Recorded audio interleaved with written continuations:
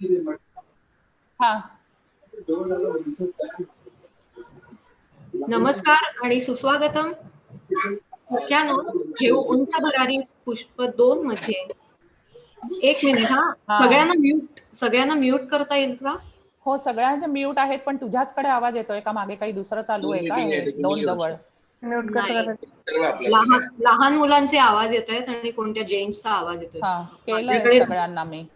Okay okay. Sorry for interruption. पुन्हा सुरुवात करूया. नमस्कार आणि सुस्वागतम. सख्यानो, घेऊ उंच भरारी पुष्प 2 मध्ये मी बेला गोळे आणि तांत्रिक व्यवस्थापक रागिणी बापट आपल्या सर्वांचे सहर्ष स्वागत करतो. मंडळी, हुशारी, मेहनत, परोपकार, आत्मविश्वास आणि जिद्द हे गुण जेव्हा एका ठिकाणी दिसतात तेव्हा नक्कीच म्हणावेसे वाटते, दिव्यत्वाची जेथे प्रचिती तेथे कर माझे सुरती.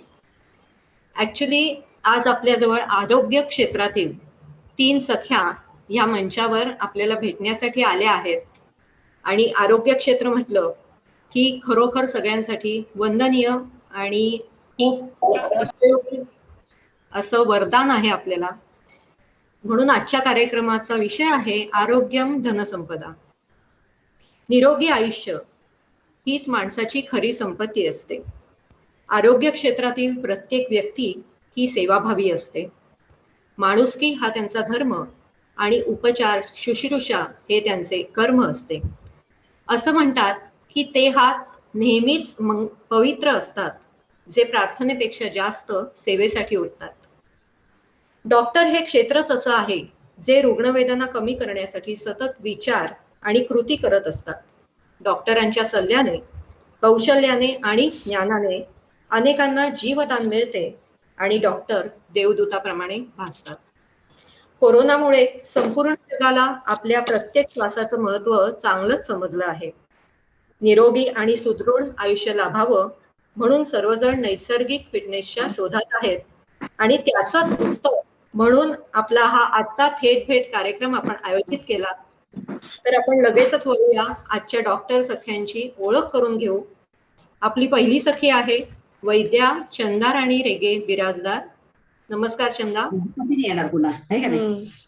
वैद्या चंदाराणी रेगे बिराजदार या MD आयुर्वेद आहेत.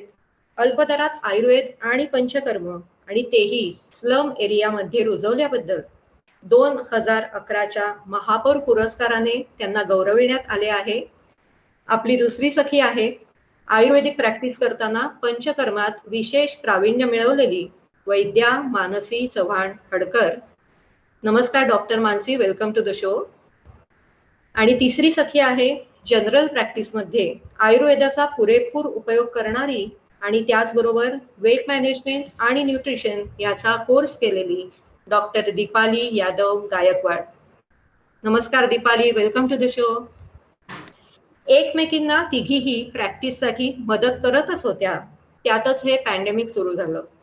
कोविड-19 साठी आयुर्वेदिक चिकित्सा परिणामकारक ठरते आहे हे लक्षात आलं. तिघीही मनापासून हिरिरीने त्यासाठी अभ्यास करत होत्या. युनायटेड हॉस्पिटल कांदिवलीच्या डायरेक्टर्सनी कोविड वॉर्डमध्ये ॲलोपॅथीच्या साथीने आयुर्वेदिक ट्रीटमेंट करण्याचीही त्यांना संधी दिली आणि आज वर्षभर सतत अथक मेहनतीने ह्या तिघी ही जबाबदारी पार पाडत आहेत. तर आपण लगेचच गप्पांना सुरू करू. डॉक्टर चंदा, नमस्कार. नमस्कार. या आपण आयुर्वेदाबद्दल सुरुवातीला थोडं जाणून घेऊया. हो, आता आयुर्वेदाचं नाव सगळीकडेच झालेलं आहे. म्हणजे विशेषतः आधी मुळातच आपली पारंपरिक चिकित्सा पद्धती असल्यामुळे जनमानसामध्ये त्याचा गवगवा होताच. लोकांना अगदी आपल्या घरातली ट्रीटमेंट, आजीबाईच्या बटव्यातली ट्रीटमेंट म्हणून जवळची असणारी ट्रीटमेंट ही आहे. पण कोविडच्या काळामध्ये आयुर्वेदाचं महत्व लोकांना जास्त पटलं. मुळात आयुर्वेदाचं म्हणणं काय की स्वस्थस्य स्वास्थ्य रक्षण, म्हणजे जो माणूस निरोगी आहे त्याचं आधी स्वास्थ्य, त्याचं निरोगीपणा आधी आपण जपला पाहिजे. म्हणजे तो आजारी पडू नये. इम्युनिटी बिल्डिंग जी आहे ह्याचा विचार सगळ्यात पहिले आयुर्वेदाने केलाय. आयुर्वेदाचं तत्व काय की धर्म अर्थ काम मोक्षाणाम आरोग्यम मूलम उत्तम. म्हणजे तुम्हाला धर्मसाधना करायची आहे, तुम्हाला पैसे कमवायचे, अर्थार्जन करायचंय, तुमच्या इच्छा पूर्ण करायच्या, तुम्हाला मोक्ष प्राप्ती करायची आहे. पण त्यासाठी जर तुमचं आरोग्य चांगलं नसेल, तुमचं शरीर जर साथ देत नसेल, तर ह्यातली कुठलीच गोष्ट आपण करू शकत नाही. तर त्यासाठी आपलं आरोग्य कसं राखायचं किंवा आपल्या आरोग्याचा विचार का केला पाहिजे ह्याचं मुळामध्ये सुरुवात आपल्याला आयुर्वेदाने करून दिली किंवा त्याची जाणीव आपल्याला आयुर्वेदाने करून दिली. म्हणजे एकंदरच आयुर्वेद ही एक प्राचीन जीवन प्रणाली आहे जी आपल्याला शारीरिक, मानसिक आणि आध्यात्मिक रूपाने स्वस्थ आणि मजबूत बनवण्याचं कार्य करते असं मी वाचलं होतं. त्याचप्रमाणे तुम्ही आता बोललात की ऍक्च्युली आयुर्वेदामध्ये शरीराचा, आत्म्याचा आणि मनाचा या तिन्ही गोष्टींचा विचार केला. शरीराचाही विचार आहे, मनाचाही विचार आहे की सायकोसोमॅटिक डिसीज ही कल्पना ऍलोपॅथीमध्ये आता काही वर्षांपूर्वी आली, पण आयुर्वेदामध्ये मुळातच शारीर रोग, मानस रोग आणि शरीर रोगांवर होणारा मनाचा परिणाम किंवा मनाच्या अवस्थेचा शरीरावर होणारा परिणाम, अगदी गर्भात बाळ जन्माला येतं त्यावेळेला आई वडिलांची असणारी मानसिक स्थिती इथपासून मनाचा विचार शरीराच्या मागे आयुर्वेदाने केलेला आहेच. खरंय खरंय. तुम्ही युनायटेड हॉस्पिटलमध्ये कोविड पेशंटना आयुर्वेदिक औषधं देण्याची तुम्हाला संधी मिळाली, तर कसं काय हे जमवलं किंवा कसं तुम्हाला चान्स मिळाला? ऍक्च्युली ज्या वेळेला कोविड सुरू झालं त्यावेळेला सगळ्यांसाठी हा आजार नवीन होता. म्हणजे ऍलोपॅथीसाठी नवीन होता, आयुर्वेद, होमिओपॅथी सगळ्या पॅथींसाठी नवीन होतं. त्यामुळे प्रत्येक जण आपापल्या पातळीवर ह्याच्या मुळाशी जाण्याचा प्रयत्न करत होतं की नेमका हा आजार होतोय कसा. व्हायरस आहे बरोबर आहे, पण व्हायरस मुळे होणारी लक्षणं आणि त्यामुळे उत्पन्न होणारे जे आजार आहेत, आता व्हायरसवर आपण ट्रीटमेंट नाही करू शकत, पण व्हायरसमुळे निर्माण होणारी जी लक्षणं आहेत किंवा लक्षणांचा जो समुदाय आहे त्याची चिकित्सा, त्या व्हायरसचा शरीरावर होणारा परिणाम याचा अभ्यास सगळ्यांनीच सुरू केला होता. आणि ऑनलाईन असेल, ऑफलाईन असेल, वेगळे चर्चासत्र होत होती. त्याच्यामध्ये आम्ही जवळजवळ मार्च पासून या अभ्यासाला लागलो होतो. आम्हाला वेगळे काय म्हणतात ग्रुप स्टडीज आमचे चालू होते. जो आयुर्वेद टास्क फोर्स आहे त्याच्या 70 मेंबर पैकी मी एक जण होते. त्यामुळे जे काही अख्ख्या महाराष्ट्रात अपडेटिंग होतंय त्याच्याबद्दल आमच्याकडे माहिती गोळा होत होती. मी कांदिवलीमधनं मी रिप्रेझेंट करत होते, त्यामुळे माझ्याकडे ती सगळी माहिती येत होती. आणि साहजिकच आमचा जो कांदिवलीचा डॉक्टरांचा, आयुर्वेदिक डॉक्टरांचा ग्रुप आहे त्याच्यामध्ये आमची सतत रोजच्या रोज चर्चा चालू होती की हे दिलं तर काय होईल, ते दिलं तर काय होईल. आणि जीपीस कडे सगळ्यांकडेच आम्ही जे प्रॅक्टिस करत होतो आमच्याकडे ह्याचे पेशंट यायला सुरुवात झाले होते. आणि युनायटेड हॉस्पिटल, माझे mister one of the directors आहेत आणि आमचे बरेचसे मित्रच, म्हणजे मुळातच ही युनायटेड आयुर्वेद हे जे हॉस्पिटल आहे हे आमच्या काही मित्रांनी मिळूनच चालू केलंय की सामान्य पेशंटना एक फायदा होण्याच्या दृष्टीने. आणि त्यातले 17 जण हे जे पार्टनर आहेत ते सगळेच आयुषचे डॉक्टर्स आहेत, कोणी होमिओपॅथिक आहे, कोणी आयुर्वेदिक आहे. त्यामुळे कोविडसाठी आयुर्वेदिक ट्रीटमेंट किंवा होमिओपॅथिक ट्रीटमेंट दिली पाहिजे असं सगळ्यांना वाटत होतं. आणि विचारणा झाल्यानंतर आम्ही तिघी तयार झालो की नाही, आम्ही ही जबाबदारी घेतो. फक्त आता प्रश्न असा होता की माझ्या घरात काही अडचणी होत्या, माझं स्वतःच काही फिजिकल प्रॉब्लेम्स होते की मी डायरेक्ट वॉर्ड मध्ये 8 ते 10 तास तिथे ड्युटी करायला लागते आणि पीपीई किट घालून, मास्क घालून, तेवढं मला स्वतःला झेपेल का नाही हा एक प्रश्न होता. मग डॉक्टर दीपाली जी आहे तिने ती जबाबदारी घेतली की नाही मॅडम, मी वॉर्ड मध्ये आरएमओ म्हणून करते. आणि ती खूप त्यावेळेला ती जबाबदारी घेणं म्हणजे अक्षरशः मरणाच्या दारात पाऊल ठेवणं होतं. ती हो म्हणाली, पण आम्ही खूप हादरलो होतो. म्हणजे अरे हिला आपण पाठवतो, हिचा 5 वर्षाचा मुलगा घरात आणि आम्ही घरात बसून मदत करतोय, पण ही मुलगी चालली आहे. आम्हाला खूप भीती वाटत होती त्या गोष्टींची.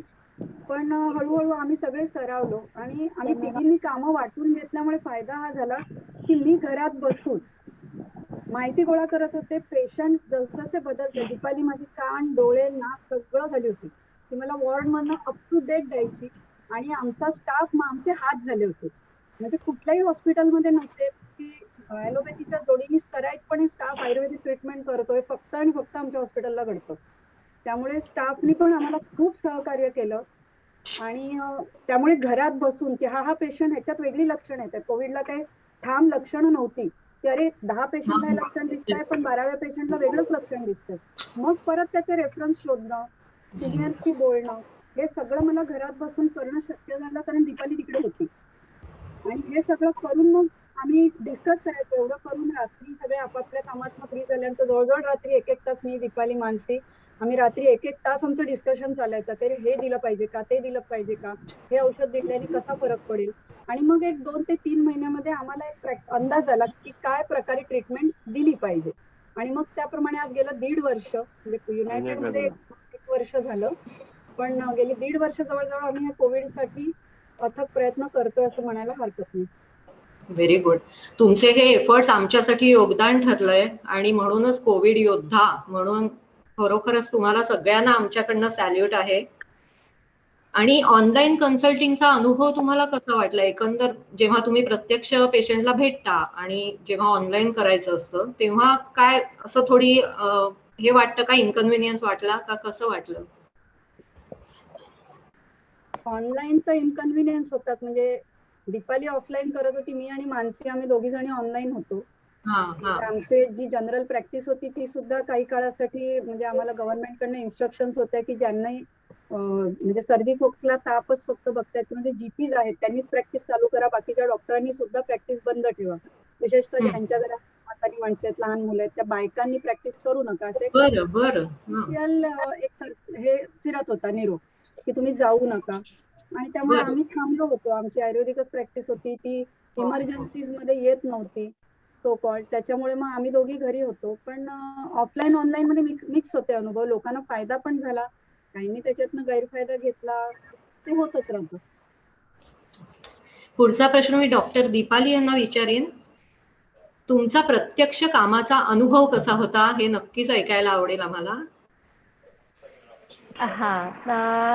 मार्चच्या मधात 2020 मध्ये साधारण आपल्याकडे लॉकडाऊन सुरू झालं. त्यावेळेला इतकं जास्त भीतीचं साम्राज्य होतं की डॉक्टर पण घरी बसले होते क्लिनिक शटडाऊन करून. पण बऱ्यापैकी हौशी डॉक्टरांनी, म्हणजे माझंही क्लिनिक चालूच होतं, पण कोविडच्या भीतीने पेशंटच क्लिनिकमध्ये यायचे नाही. सामाजिक जबाबदारीची खूप जाणीव होती की नाही आपल्याला सोसायटीसाठी करायचंय काहीतरी, कोविडमध्ये काम करायचंय, पण पेशंटच क्लिनिकमध्ये येत नव्हते तर आपण त्यांना म्हणजे समाजाला काय सर्व्हिस देणार. मग असं करता करता एप्रिल गेला. मे महिन्यामध्ये मला कळलं की युनायटेडमध्ये कोविड वॉर्ड सुरू होतोय आणि मग ही संधी मी साधली की नाही. आणि ही माझी फॅमिली आहे, म्हणजे युनायटेडचे जी काही डायरेक्टर्स आहेत ती it's just like my family. तर मी पुढाकार घेतला. मॅडमनी मला म्हणजे ऍक्च्युली चंदा मॅडम ज्या आहेत त्या माझ्या मोठ्या बहिणीसारख्या, त्या घाबरल्या होत्या की मी जाणार मध्ये, मला काही झालं तर ती एक मोठ्या बहिणीची कशी भीती असते त्याप्रमाणे. तर त्यांना मी सगळ्यांना कॉन्फिडन्स मध्ये घेतलं की नाही, मी करेल व्यवस्थित काम, मी स्वतःची काळजी घेईल, मी पेशंटची काळजी घेईल आणि मला करायचंय काम. तर असं करता मे 2020 मध्ये कोविड वॉर्ड जॉईन केला. तर जॉईन करण्याचा पहिला दिवस म्हणजे जेव्हा त्यावेळेला प्लास्टिकचे पीपी किट होते, ते पीपी किट घालताना नाही आपलं चुकणार तर नाही ना, मग समजा चुकून कोरोना व्हायरस असेल आणि तिथेच बरोबर हात लागला आणि तो माझ्या डोळ्याला लागला, नाकात गेला, अशी ती पहिल्या दिवशीची भीती की जमतंय ना, जमेल ना, वगैरे वगैरे. घातल्यानंतरचा त्रास अजून वेगळाच. म्हणजे अक्षरशः घामाने निपुण चिंब भिजून जायचो. पावसात भिजणं वेगळं आणि घामात भिजणं, तो खूप विचित्र अनुभव होता आमच्या लाईफ मधला. पण त्याची 2 दिवसामध्ये सवय झाली की तिसऱ्या दिवशी काही वाटलं नाही. भिजत होतो घामाने पण मग झाली सवय. पहिले साधारण 10 ते 12 दिवस आमचे खूप डिफिकल्ट गेले. म्हणजे मग आम्ही डॉक्टर, RMO रेसिडेंट डॉक्टर असू देत, कन्सल्टंट असू देत, आमचा नर्सिंग स्टाफ असू देत किंवा ग्राउंड लेवलचा स्टाफ, मावशी मामा असू देत, म्हणजे कसं सगळ्यांना भीती तर असणारच होती ना की बाबा आपण कोविडमध्ये काम करतोय तर आपल्याला उद्या झालं, आपल्या पाठीमागे आपली जी फॅमिली आहे तर मग त्यांचं काय वगैरे. तर आम्ही एकमेकांचं साथवण करायचो. कन्सल्टंट आम्हाला बोलायचं तर आम्ही त्यांच्याशी बोलायचो की नाही सर आपण करूया, नीट होईल सगळं, डोंट वरी. नर्सिंग स्टाफचं पण तेच, मावशी मामांचं पण तेच. बरं, मावशी मामा हा जो क्लास असतो त्यांना तेवढं समजत नाही, मग त्यांना सारखं वारंवार की मावशी इथे हात नाही लावायचा, हे मास्क खाली करू नका, हे असंच असलं पाहिजे. ते अजून वेगळं चॅलेंज. Yes yes. तर आपल्या खालचे, आपल्या बरोबरचे म्हणजे नर्सिंग स्टाफ आणि मावशी मामा यांचीही आम्हाला काळजी घ्यायची होती. त्यांना सतत ते कानावरती टाकून टाकून की नाही असं वागायचं, असं वागायचं, इथे हे करू नका, तिथे करू नका. असं करता करता आम्ही एक 10-12 दिवसात सेट झालो व्यवस्थित. आणि या मधल्या 10-12 म्हणजे पहिल्या 10-12 दिवसात हळूहळू म्हणजे ट्रीटमेंट पण सगळी अझम्पशन वरतीच चालू होती ना, की लाईक ऍलोपॅथी मध्ये बाबा काय हे एवढीच त्यावेळेला रेमडेसिवीर वगैरे नव्हतं. मग स्टेरॉइड आणि ऑक्सिजन हे 2 महत्वाचे ट्रीटमेंटचे पिलर्स होते. पण चंदा मॅडम, मानसी या दोघांचा जो अभ्यास होता आणि मी फार जास्त ऍडव्हान्स माझं त्याच्यामध्ये ऍक्टिव्हिटी नाही, कारण की मी ॲलोपॅथिक मध्ये जास्त हे होती त्यावेळेला, की नाही मला तो अभ्यास करायचा होता वेगळ्या पद्धतीने. तर मला चंदा मॅडम आणि मानसी मॅडमने भरपूर मदत केली. आम्ही एक प्रोटोकॉल सेट केले होते की हे अशा पद्धतीचे पेशंट आले तर आपल्याला हे करायचंय, असं असेल तर हे करायचं, असं आम्ही सेट केलं होतं. तर त्यातल्या त्यात चंदा मॅडमने मला ही मुभा दिली की जेव्हा जेव्हा मला असं वाटेल की नाही या पेशंटला आपल्याला हे पंचकर्म द्यायचे तर मी बस्ती देऊन मोकळी होऊन जायची, किंवा एखादं कुठलं आयुर्वेदिक औषध की नाही याला हे दिलं पाहिजे तर ते देऊन मोकळी व्हायची. तर असं करता करता सुरुवातीच्या 15-20 दिवसामध्ये आम्हाला कॉन्फिडन्स आला. जसे पेशंट बरे होऊन डिस्चार्ज होऊन घरी जायला लागले तेव्हा आम्हाला कॉन्फिडन्स आला की नाही आपण व्यवस्थित ट्रॅकमध्ये आहोत आणि जे करतोय जी आपली ॲलोपॅथिक ट्रीटमेंट असू दे, आपली आयुर्वेदिक ट्रीटमेंट, मग त्याच्यामध्ये पंचकर्मही आला आणि औषधी उपचार पण आले. त्याच्या जोडीने सर्वात महत्वाचं मला सांगायला आवडेल तुम्हाला की त्यावेळेला आपले फॅमिली मेंबर्स म्हणजे जे रक्ताचे नातेवाईक आहेत ते आपल्या जवळ उभं राहायला घाबरत होते. तर त्यांना त्या पेशंट्सना आम्ही म्हणजे त्यांना भीती होती की आपण वॉर्डमध्ये ऍडमिट झालोय पण आपण बरे होणार का कोविडमधनं, आपण घरी जाऊ शकू का, ते रडायचे अक्षरशः. तर त्यांचं इथे आश्वासन चिकित्सा फार जास्त आम्हाला उपयोगाला आली. तर आम्ही त्यांना काउन्सिल करायचो की नाही मावशी काका वॉटेवर की तुम्ही लवकर बरे होणार आहात, तुम्ही घरी जाणार आहात, बघा तुमच्याबरोबर तुमची ही लेकरं म्हणजे आम्ही लेकरं तुमच्यासाठी काम करतो आहोत.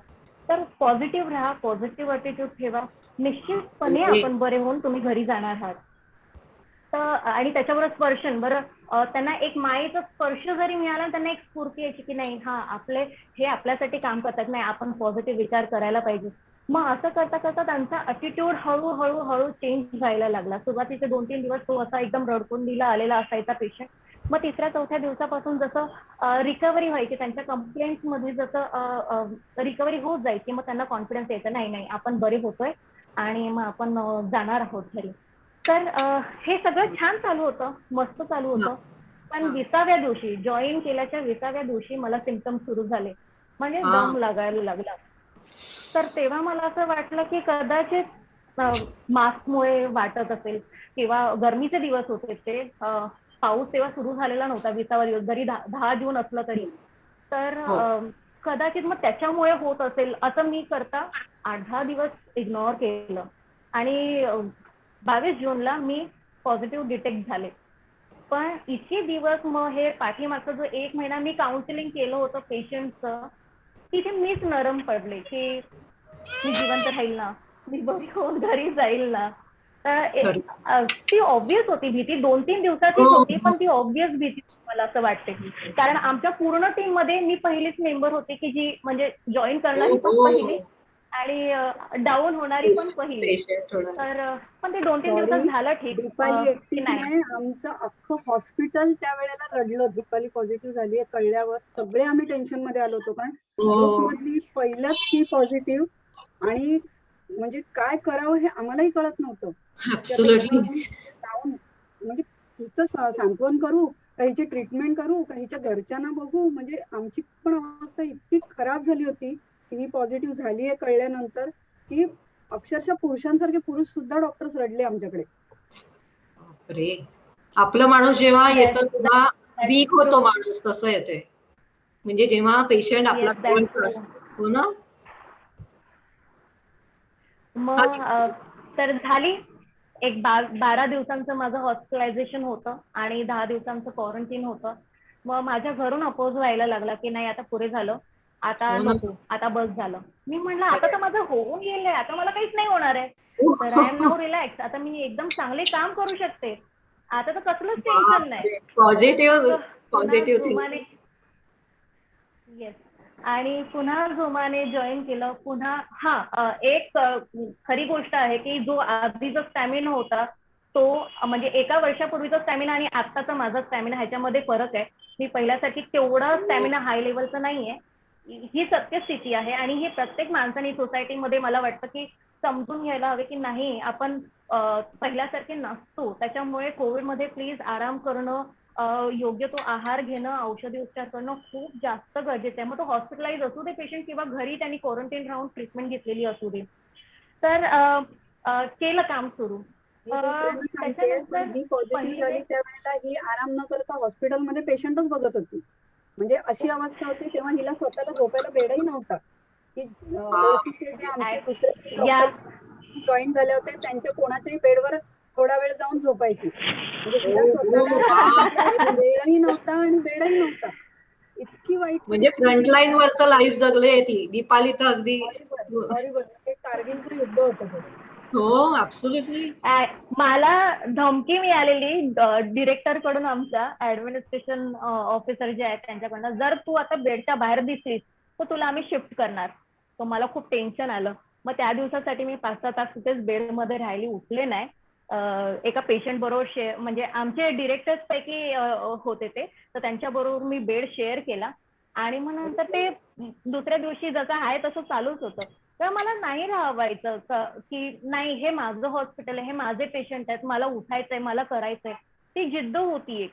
तर त्याच्यामुळे मी ते करत राहिली आणि त्याच्यामध्ये एक वेगळंच समाधान होतं. हो, तर म्हणजे असं लाईफ करता टाईम सॅटिस्फॅक्शन आहे हे. खरंच आहे, लाईफ टाईम सॅटिस्फॅक्शन आहे. म्हणजे ही संधी मिळाली त्याचं सोनं करायचं. हेच डॉक्टरांचं बेसिक तत्व आहे खरं. बोल बोल. निश्चितच असं करता आता 1 वर्ष 2 महिने झाले आताच्या जून मध्ये. तर या एका वर्षामध्ये सगळ्या कॅटेगरीचे पेशंट्स बघितले, माइल्ड डिसीज, मॉडरेट, सिव्हिअर. याच्यामध्ये काही अनफॉर्च्युनेट आम्ही फेल्युअर पण बघितले, नाही असं नाही. खूप खूप प्रयत्न केला पण नाही सक्सेस आलं. That is unfortunate thing. पण सांगायचं तात्पर्य काय, कोविड इतकं अनप्रेडिक्टेबल आहे की माइल्ड मधला पेशंट, कॅटेगरीतला पेशंट कधी सिव्हिअर मध्ये जम्प होईल कोणीच प्रेडिक्ट करू शकत नाही. किंवा जो सिव्हिअर कॅटेगरीमध्ये पेशंट आहे तो त्याच्या पॉझिटिव्ह अप्रोचमुळे, पॉझिटिव्ह ॲटिट्यूडमुळे कधी मस्त व्यवस्थित 7व्या-8व्या दिवशी घरी जाईल याचंही आपण प्रेडिक्ट करू शकत नाही. So Covid is unpredictable. First wave आणि सेकंड वेव्ह याच्यामध्ये जर तुम्ही मला विचारलं तर सेकंड वेव्ह हा खूप प्रचंड हॉरिबल होता. म्हणजे जे आम्ही एका वर्षात फेल्युअर नाही बघितलं तेवढं आम्ही ते 2 महिन्यात सेकंड वेव्ह मध्ये बघितलं. सो आम्ही खूप डिप्रेशन मध्ये, मी, चंदा मॅडम, मानसी मॅडम, आम्ही सगळे, म्हणजे आमचं कसं होतं की अभ्यास करायचा, म्हणजे सतत अभ्यास, स्टडी, रिसर्च, एक फायनल प्रोडक्ट आम्ही डिसाईड करतो की नाही हे आपल्याला फायनल प्रोडक्ट आपण हे आज आलंय वरती, आणि त्याचं इम्प्लिमेंटेशन. तर ह्याच्यामध्ये कुठे कमी जास्त असे होत गेलं. पण हे सेकंड वेव्ह मध्ये आम्ही भरपूर हादरलो, खूप जास्ती हादरलो. आता ते सेटल झालंय. पण आधीच्या वेव्ह मध्ये आम्हाला सांगायला लागायचं की बाबा तुम्ही घरी जाणार आहात, तुम्ही घाबरू नका. आताच्या वेव्ह मध्ये असं होतं, म्हणजे हे सेकंड वेव्ह अशी होते की आधी सिम्पटम काहीच नाही, नॉर्मल सर्दी खोकला, 4 दिवसामध्ये एकदम सायटोकिन स्टॉर्म, म्हणजे एकदम पीक लेवलला. म्हणजे तोपर्यंत जर पेशंट व्यवस्थित हॉस्पिटलला पोहोचला असेल तर ठीक, नाहीतर मग तो पेशंटचं निमोनिया खूप एकदम हाय ग्रेडचं होऊन आणि मग तो पेशंट दगावणं खूप जास्त पॉसिबिलिटी जास्त आहे. तर हे दोन वेव्ह मधला फरक होता. तर मला असं वाटतं की आमच्या तिघींचा, चंदा मॅडम, मानसी मॅडम, मी, आम्ही तिघी असंच, पॅन्डेमिक तर चाललं जाईल पण आमचा अभ्यास असाच चालू राहील. नेहमी आम्ही अभ्यास करत राहू. त्या अभ्यास कधी संपत नसतो. नवीन नवीन गोष्टी आपल्याला माहिती पडत असतात. सिच्युएशन वेगवेगळ्या असतात. गरजेचं नाही की फक्त कोविडच, अजूनही बाकीचे डिझीजेस आहेत त्याच्यामध्ये व्हेरिएशन हे असतातच. मग अभ्यास करायचा, रिसर्च करायचं, फायनल प्रोडक्ट करायचं आणि ते इम्प्लिमेंट करायचं, आणि हे असं चालू राहणार आहे. बाकीच्या बायका आपापल्या मुलांच्या ऑनलाईन अभ्यासात मग्न होते आणि आम्ही तिघी आमचाच ऑनलाईन अभ्यास चालू होता. अखंड आमचं कुठे ना कुठेतरी लेक्चर, सेमिनार, परत आमची कॉलेजची पुस्तकं, जे आमच्या संहिता ग्रंथ आहेत, चरक संहिता, त्यांचे सुश्रुत संहिता असेल, जे कोणी जो काही रेफरन्स सांगेल, कारण उद्या आम्हाला ट्रीटमेंट करताना कोणी क्रॉस क्वेश्चन केला की आमचा पेशंट दगावला, तुम्ही काय ट्रीटमेंट दिली, तर त्याचा रेफरन्स पण आमच्याकडे तयार असायला हवा. पण लोक जसं ना, म्हणजे एक आम्ही बघितलंय की पेशंट बरा झाला तर डॉक्टरांना फार डोक्यावर चढवतात असं नाही, पण पेशंट दगावला ना तर ब्लेम करायला डॉक्टरांना सगळे तयार असतात. मग त्याचं उत्तर आमच्याकडे असणं गरजेचं असतं.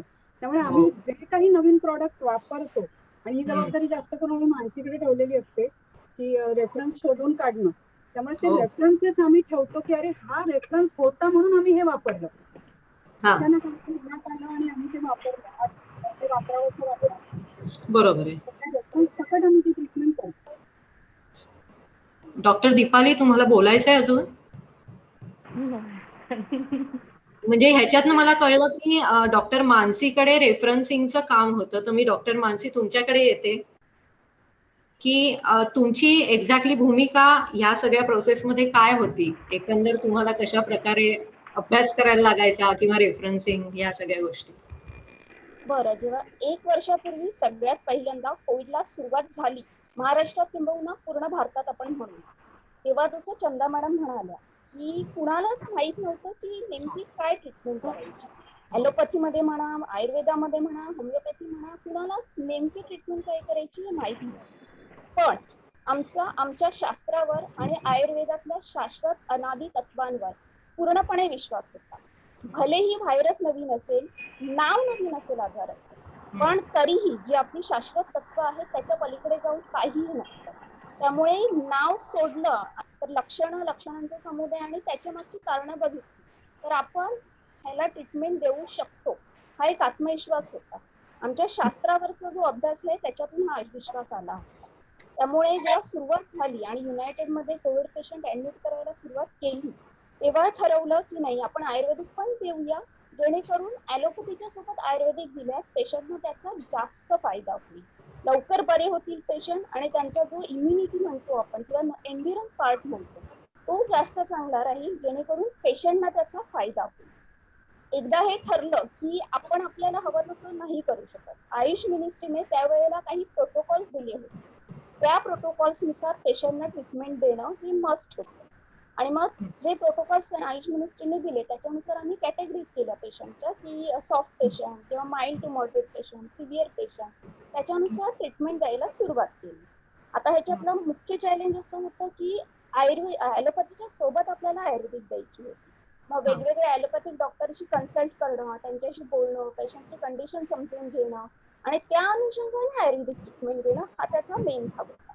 बरं, ही ट्रीटमेंट देताना आयुषच्या प्रोटोकॉल्सनुसार असणं गरजेचं होतं. दुसरा भाग होता की त्याच वेळेला लॉजिस्टिक्स सगळं बंद होतं, म्हणजे काही अवेलेबल होत नव्हतं. तर आपल्याला ट्रीटमेंट तर द्यायची आहे, पण औषधं पण तर अवेलेबल झाली पाहिजे. त्यामुळे ती औषधं त्या वेळेला अवेलेबल करून देणं, ते रेफरन्सेस शोधून त्याच्यानुसार ती औषधं देणं हा एक भाग होता. बरं, आयुर्वेदातली औषधं फक्त गोळ्या आणल्या आणि दिलं किंवा इंजेक्शन दिलं असा भाग नसतो. काही औषधं आपल्याला ऑन द स्पॉट बनवावी लागतात. उदाहरणार्थ काही चूर्ण म्हणा, काढे म्हणा, हे बनवायला लागतं. काही गोष्टी या सर्वसामान्य पेशंटना समान होत्या, म्हणजे खैरीचं दूध आम्ही देत होतो किंवा षडंग पानीय म्हणून एक खूप चांगला काढा आयुर्वेदात सांगितलेला आहे, तो सगळ्या पेशंटना जात होता. त्याच्याशिवाय अळशीचा काढा जात होता. पेशंटना इन्हेल करण्यासाठी किंवा वॉर्डमध्ये स्प्रे करण्यासाठी पण अमृतधारा म्हणून एक औषध आहे, ते आपण वापरत होतो. तर ही जी औषधं आहेत ती सामान्य होती, सगळ्या पेशंटसाठी होती. पण त्या व्यतिरिक्त पेशंट स्पेसिफिक अशी जी काही औषधं असतात ती आणणं, बनवणं, त्या पेशंट पर्यंत पोहोचवणं ही मोठी जबाबदारी होती. तर ते प्रोव्हाइड करणं हे माझं काम होतं. त्याच वेळेला असं झालं की माझी स्वतःची ड्युटी एक गव्हर्नमेंट हॉस्पिटलला लागली. त्यावेळेला सगळ्या डॉक्टरांना कंपल्सरी ड्युट्या लागत होत्या. माझी 1 महिन्यासाठी गव्हर्नमेंट हॉस्पिटलला ड्युटी लागली. त्याचा फायदा असा झाला की गव्हर्नमेंटमध्ये आपल्याला माहिती आहे पेशंट कॅपॅसिटी खूप जास्त असते. साधारण 50 ते 55 हे रोजचे पेशंट मला तिथे बघायला मिळत होते. आणि तिथे ॲलोपॅथिक देता माझ्या डोक्यात हाच विचार यायचा की इथे आयुर्वेदिक आपण काय देऊ शकतो. ह्या पेशंटला हे दिलं असतं तर खूप फरक पडला असता, किंवा ह्याच्यासोबत हे देता आलं असतं तर खूप जास्त या पेशंटला आपण रिझल्ट देऊ शकलो असतो. तर तो जो प्रत्यक्ष पेशंट बघण्याचा एक फायदा असतो तो मला त्या ठिकाणी तिथे झाला. आणि ते ज्ञान जे मला किंवा तो अनुभव जो मला तिथे मिळाला तो आम्हाला इथे युनायटेडमध्ये आयुर्वेदिक ट्रीटमेंट देताना फार महत्वाचा. ती औषध, ती लक्षणं बघून किंवा तो लक्षणांचा समुदाय बघून आपण काय काय इथे देऊ शकतो आयुष प्रोटोकॉलच्या अनुषंगाने, हा एक भाग मी इथे युनायटेड मध्ये अनुभवाच्या आधारे वापरू शकले. त्याच्यानंतरचा एक पार्ट असा होता की ठीक आहे, हॉस्पिटलमध्ये पेशंट आहे तोपर्यंत आपण ट्रीटमेंट देतोय, त्यांना बरं करतोय, ते आपल्या ऑब्झर्वेशन खाली आहे. पण घरी गेल्यानंतर पण त्यांना ऑन डिस्चार्ज मेडिसिन देणं, काही काही त्यातली मिळायची नाहीत, मग ती पण त्यांना सांगणे की बाबा इथे घ्या, तिथे घ्या, इथे मिळेल, तिथे मिळेल, हे अवेलेबल करून देणं हा पण एक भाग होता. त्याच्या व्यतिरिक्त एक इन्शुरन्स म्हणून असतो की बऱ्याचदा आता पेशंट डिस्चार्ज होऊन गेला पण त्याच्यानंतर ते इन्शुरन्स साठी प्रयत्न करतात, त्याच्यासाठीचं जे अवेलेबल डॉक्युमेंटेशन लागणं ते त्यांना करून देणं हा सुद्धा या सगळ्याचा एक भाग होता. मग आयुषचे प्रोटोकॉल्स त्यांना देणं किंवा जे काही क्वेरीज येतात इन्शुरन्सच्या त्या निमित्ताने त्या क्वेरीज सुद्धा हाताळणं हा सुद्धा एक भाग होता या पूर्ण ह्याचा, तो सुद्धा एक माझ्याकडे होता.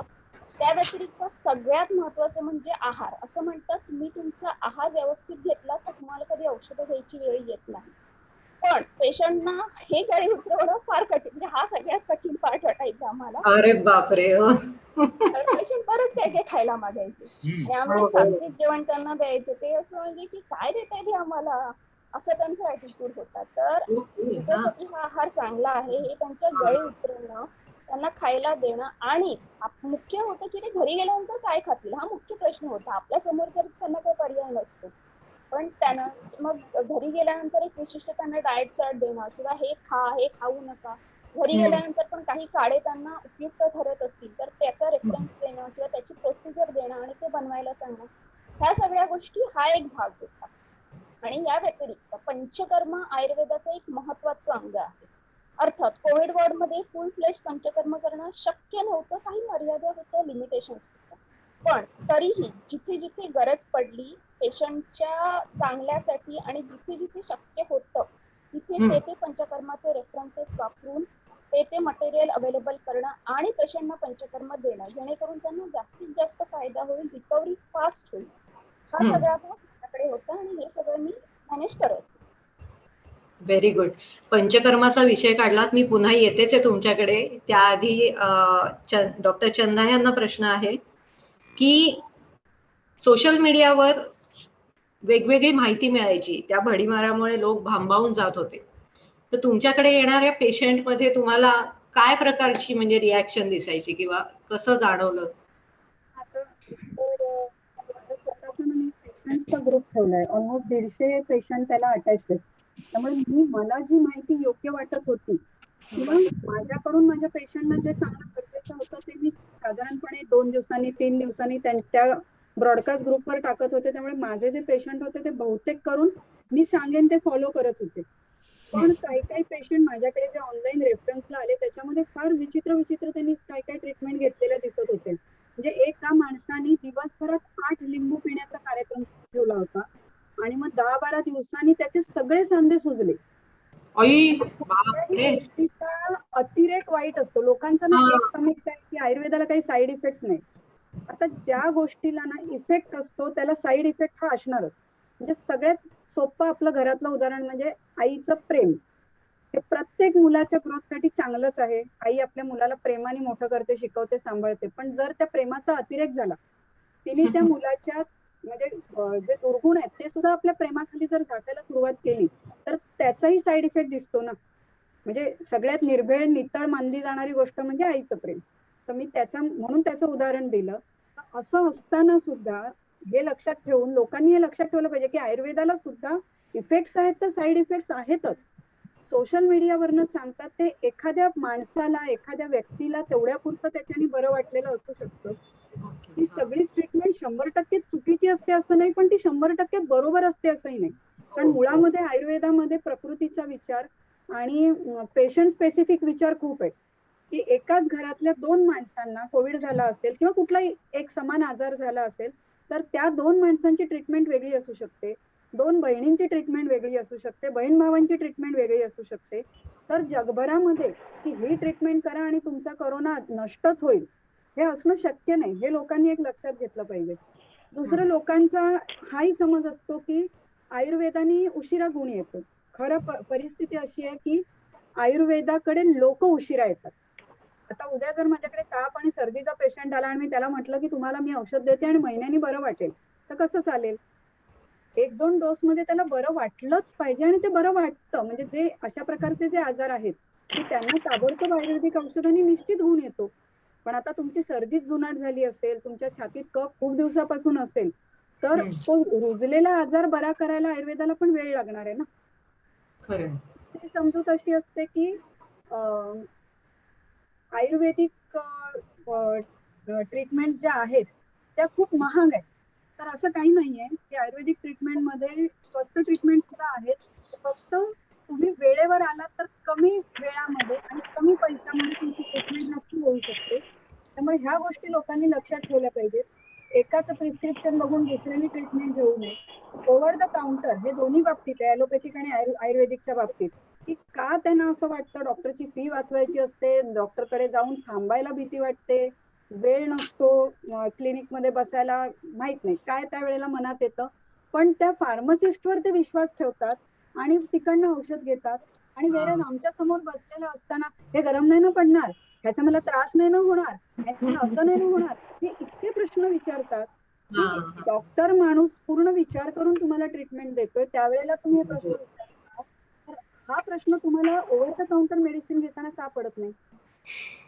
त्यामुळे हा विचार प्रत्येक पेशंटनी करायला हवा की तुम्ही आता आयुर्वेदाचे चांगले ग्रॅज्युएट, पोस्ट ग्रॅज्युएट सगळीकडे आहेत, अवेलेबल आहेत, तर तुम्ही व्यवस्थित डिग्री बघून त्यांच्याकडे जा.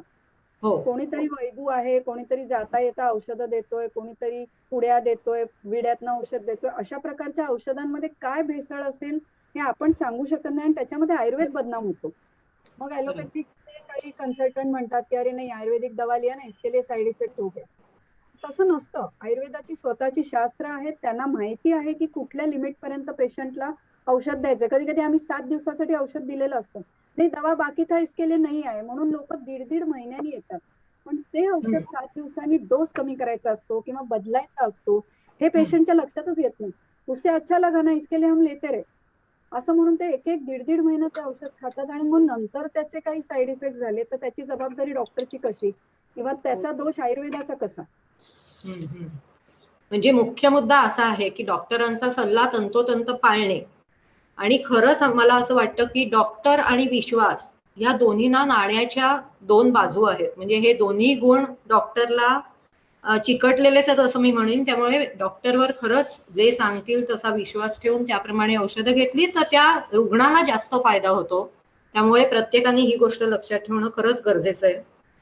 डॉक्टर दीपाली, तुमच्याकडे येईन मी. ऍक्च्युली आयुर्वेदामध्ये खूप पथ्य असतात असं एक कन्सेप्ट आहे आमच्या कॉमन पीपलला असं वाटतं. तर आयुर्वेदिक आहार पद्धती एवढी कठीण आहे का? अजिबात नाही. बिलकुल नाही. मी असं सांगेल, आयुर्वेद हे खूप आपलं प्राचीन शास्त्र आहे. आयुर्वेद जिथे सुरू होतो तिथेच, म्हणजे जसं चंदा मॅडमने मगाशी एक श्लोक सांगितला होता, ते आमचं प्रयोजन आहे, आयुर्वेदाचं प्रयोजन आहे. स्वस्थस्य स्वास्थ्य रक्षणम, आतुरस्य विकार प्रशमनम. म्हणजे काय की स्वस्थ व्यक्तीला स्वस्थ कसं ठेवायचं, म्हणजे त्याचं स्वास्थ्य कसं टिकवून ठेवायचं, हे मूळ प्रयोजन आहे आयुर्वेदाचं. त्याच्यानंतरचं जे सांगितलं आहे की व्याधी झाल्यानंतर मग तो कसा बरा करायचा. मग आता हे जे आपलं स्वास्थ्य टिकवणं आहे, मग त्याच्यासाठी आयुर्वेदामध्ये दिनचर्या सांगितली आहे. मग दिनचर्या, मग सकाळी उठल्यानंतर काय, मग व्यायाम कधी करावा, मग अगदी मुखशुद्धीपासून ते मलशुद्धीपर्यंत कसे काय नियम आहेत हे सगळं आयुर्वेदामध्ये सांगून ठेवलेलं आहे. मग तिथे व्यायामालाही तेवढंच महत्व आहे. ऋतुचर्या सांगली, या ऋतूमध्ये तुम्ही हा आहार घ्या, त्या ऋतूमध्ये तुम्ही ते आहार घ्या, हे करू नका ते करा. पंचकर्म सांगितलेली आहे स्वस्थ राहण्यासाठी.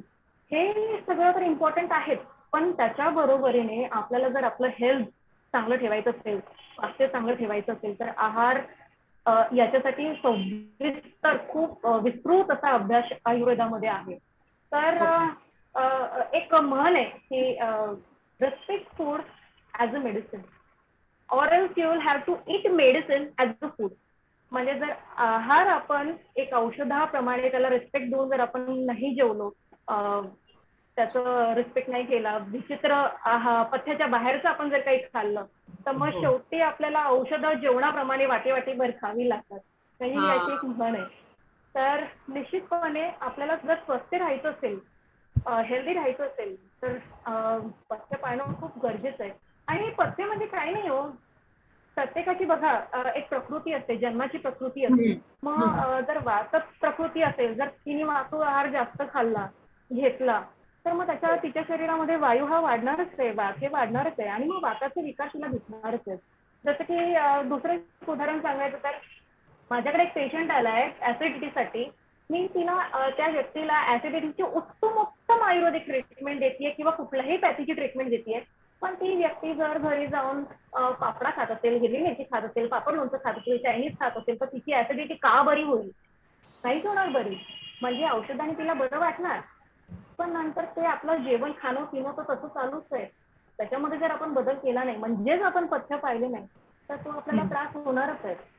आयुर्वेदानुसार 80 ते 90% आजार जे आहेत ते आपले जे त्रिदोष आहेत, वात पित्त कफ, याच्यामध्ये समतोल बिघडल्यामुळे होतात, असं आयुर्वेदाने सांगितलेलं आहे. मग आता हे वात पित्त कफ जर आपल्याला जर त्याच्यामध्ये समतोल ठेवायचं असेल, तर त्या व्यक्तिगणिक, ऋतुगणिक, जर समजा चुकून जर काही कुठलं सीझनल काही चेंजेस होतात आपल्या बॉडीमध्ये, मग त्याच्यानुसार त्या दोषाचा आपल्याला समतोल करणारा आहार घेणं खूप गरजेचं आहे. तर मग निश्चितपणे आपल्याला जर पथ्य आपण जर पाळलं, तर आपण हेल्दी राहतो, आणि चांगलं हेल्थ असेल तर चांगली इम्युनिटी राहते, रोग प्रतिकारक शक्ती आपली चांगली असणार आहे. त्यातही एखादा व्याधी झाला तर मग तो लवकर बरा होण्याला मदत होते. हो, हे बघा कसं आहे, आपलं टायटलच आहे आता धनसंपदा. तर जर ही आपलं जे स्वास्थ्य आहे, हेल्थ जी आहे, ती उत्तम आपली धनसंपदा आहे. आणि जर ती टिकवायची असेल आपल्याला, तर आहार, योग्य तो आहार आपल्याला घ्यायलाच हवा, त्याला काही पर्याय नाही. कोविड मध्ये आम्हाला चॅलेंजेस होते की क्लास तर वेगवेगळ्या, म्हणजे सगळ्याच प्रकारचे आपल्याकडे होते. तर त्याच्यामध्ये ताक प्यायचंय, पापडा खायचाय, फरसाण का नाही, मग ढोकळा का नाही, मग दही का नाही, किती प्रीबायोटिक असतं त्याच्यामध्ये, मग नॉनव्हेजने तर शक्ती येते ना, मग नॉनव्हेज का नाही.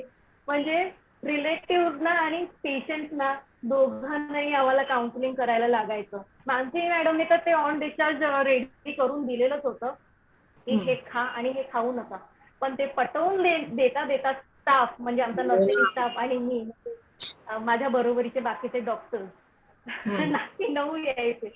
आम्ही डोळ्याने बघितलंय हो की खूप हाताला पेटून गपचूप ते टॉवेलचं बॅग द्यायचे, आणि मग खाली एखादं काहीतरी पापडाचं नाही तर शेवाचा डब्बा, आमरस, पपई सांगून आमरस, म्हणजे आंबरस नाही काय ते आंब्याचे तुकडे, आणि ते खाल्ल्याच्या नंतर मग पेशंट कसं एकतर खूप जास्त वायू वाढून दम लागणं किंवा खोकला, मग त्यांना कुठेतरी रिअलाइज होतं व्हायचं की नाही बरोबर सांगतायत, आपण ऐकायला हवं. मग कुठेतरी मग ते टाळ्यावरती यायचं, नाही तर मग काही पेशंट नाहीच ऐकायचे, नाही ये तो हम हमेशा खाते हैं, इसमें क्या है उसमें क्या है, असं. तर चॅलेंजेस आहेत. पण माझं प्रामाणिक, म्हणजे आयुर्वेदाचार्यांचं प्रामाणिक मत आहे की जर स्वास्थ्य टिकवायचं असेल तर योग्य आहार हा हवाच, त्याला पर्याय नाही. आणि it's okay to have out of the day once in a while. एखाद्या वेळेस कधीतरी पावभाजी पिझ्झा खाणं गोष्ट वेगळी आहे. नेहमीच्या खाण्यामध्ये असलं तर आपले त्रिदोष बिघडणारच आहेत आणि आपण आजारी पडणारच आहोत. म्हणजे विशेषतः आजारी असताना ही पथ्य पाळणं खूप गरजेचं आहे. हॉस्पिटलमध्ये आम्ही तो विचार करून रोजचा डाएट, म्हणजे रोज आमचा रात्री डाएट ठरायचा की पेशंटला काय आहे. दीपाली डायटिशियन असल्यामुळे कोणाला सॉल्ट रिस्ट्रिक्टेड डाएट पाहिजे, कोणाला रिनलचा डाएट पाहिजे. हा डाएट असूनही पेशंट मला घरी फोन करतात की नाही म्हणे हो, त्या तुमच्या डॉक्टर दीपालीनं सांगा माझ्या आईला इडली खायचीच आहे. हो म्हटलं तिला उलट्या होतात, गॅसेस आहे, खायचीच आहे, म्हणजे आज आमच्या डाएट मध्ये ठरलेली नाही का रिसॉर्ट आहे का, तुमच्या आईला इडली खायची म्हणून आमच्याकडे पोहे असताना मी इडली कशी देणार. म्हणजे हाही विचार लोक करत नाहीत. दुसरी गोष्ट, हा पूर्णच्या पूर्ण स्टाफ आमचा 12 तास उपाशी असतो, कारण पीपीई किट घातल्यानंतर परत ते काढेपर्यंत हे लोक काही खात नाहीत. फक्त हेल्थ ड्रिंक काहीतरी मध्ये आम्ही पाठवतो तेवढंच ते पिऊ शकतात. असं असताना ह्या स्टाफच्या समोर जेवण फेकून देणं हा प्रकार सुद्धा पेशंट्सनी केलेला आहे, आणि अक्षरशः मला वाईट वाटतं त्याचं. नर्सेसना मारणं, अंगावर जेवण फेकणं, हे प्रकार सुद्धा लोक करतात. तर या आज किती जण ऐकतायत आपले मित्रमंडळीतले आहेत, त्यांनी ही गोष्ट लक्षात ठेवली पाहिजे की हॉस्पिटलमध्ये तुम्ही जेव्हा जाता तेव्हा तुम्ही मजा करायला जात नाही. तुम्ही तिथून लवकरात लवकर बाहेर येण्याचा प्रयत्न करण्यासाठी त्या हॉस्पिटलला कॉपरेट कराल सगळ्याच प्रकारे. हा, अगदीच अन्न बेचव आहे, काहीतरी त्याच्यात सापडतायत, ती कंप्लेंट करणं वेगळं. पण अदरवाईज आणि ती सुद्धा काय कोणी मुद्दाम त्याच्यात किडेमुंग्या सोडून देत नाही. आता पावसाचे दिवस असतात, 50-50 पेशंटचं जेवण पॅक करताना कुठून एखादा किडा जाऊन बसला, तो काय कॅन्टीनवाल्याला काय मज्जा येत नाही ना त्याच्यात किडे घालायला. तर ते योग्य प्रकारे निदर्शनास आणून देणं ती गोष्ट वेगळी. पण स्टाफ इतक्या प्रकारे उपाशी तुमच्यासाठी राबतोय आणि तुम्ही केवळ जेवणावरनं त्यांच्याशी तमाशे करताय. कन्सल्टंटना वडापाव मागताय, पावभाजी मागताय, याला काही अर्थ नाहीये. अरे बापरे. नाही म्हणजे बेसिकली सगळ्यांनी हा मुद्दा काढला ते खूप चांगलं झालं, कारण प्रत्येकाने जबाबदारीने वागलं पाहिजे. कारण ही तब्येत रुग्णाची बरी व्हावी म्हणून सगळी यंत्रणा चालू असते. त्या रुग्णांनी तेवढं कोऑपरेशन आणि अंडरस्टँडिंग दाखवणं गरजेचं आहे. आणि ह्याच्यातनं मेन मी म्हणेन की मला एक बोलायचं याच्यामध्ये, एक राहायला बोलायचं. माझा अनुभव आहे या वर्षामधला की ज्या पेशंटने रिलेटिव्हने पेशंटने टँटरम केलं खाण्याच्या बाबतीत की नाही हे असंच हवंय, हे काही योग्यच नाहीये, बरोबरच नाही, समहाव त्यांची रिकव्हरी, त्यांचं प्रोग्नोसिस हे डिलेड होतं, स्लो होतं एकदम. कुठेतरी ती नेगेटिव्हिटी जी हॅम्पर करत होती त्यांच्या लवकर बरं होण्याला. तर आय गेस की अन्न हे पूर्ण ब्रह्म आहे, ते आपण ऍक्सेप्ट केलं पाहिजे. नावं ठेवून आणि जसं मॅडमनी सांगितलं की सिच्युएशन समजायला पाहिजे आपण आहोत कशात. हे चांगलं आहे की त्यांना मिळाले बेड प्रायव्हेटमध्ये, त्यांना जागा मिळाली आहे, ट्रीटमेंट चालू आहे. किती लोक बिना ट्रीटमेंटचे गेले, मृत्यू झाले. मग त्यातल्या त्यात आपण किती चांगल्या कंडिशन मध्ये आहोत हे लोकांना समजतच नाही. आणि ही जी नेगेटिव्हिटी राहते ना, ते कुठेतरी ना त्यांचं लवकर बरं होणं थांबवतं. रुग्णावरच परिणाम होतो ना त्याचा. दुष्परिणाम ते उलट रुग्णाला भोगायला लागतात. डॉक्टरांचं त्यात काहीच जात नाही खरं, पण तरी डॉक्टर्स त्यांच्यासाठी एवढे लढत असतात. म्हणजे हा एक विचार. आणि तुमच्या एकंदर बोलण्यातनं हे जाणवलं की मन आणि जीभ याच्यासाठीच आपण सगळे जंक फूड खात असतो. त्यामुळे आयुर्वेदाच्या दृष्टीने किंवा कोणत्याही औषधासाठी असं म्हटलं तरी बरं पडेल की मन आणि जीभ ताब्यात असेल तर निरोगी आणि आनंदी आयुष्य जगणं खरं सोपं आहे असं म्हणायला हरकत नाही. आयुर्वेदाने जे काही तुम्हाला डाएट दिलेले असतील त्याप्रमाणे ते फॉलो करायचे आणि आपली तंदुरुस्त तब्येत ठेवायची. हा याच्यात नाही कानमंत्र घ्यायला खरंच हरकत नाही. डॉक्टर मानसी, आता पंचकर्माकडे येऊया आपण. पंचकर्म म्हणजे नक्की काय असतं? आयुर्वेदामध्ये चिकित्सेचे 2 मुख्य प्रकार सांगितलेले आहेत. एक आहे शोधन, दुसरा आहे शमन. शोधनालाच आपण गूढार्थाने पंचकर्म असं म्हणतो. आता पंचकर्म म्हणजे काय? पंचकर्म ही शरीर शुद्धीची प्रक्रिया आहे.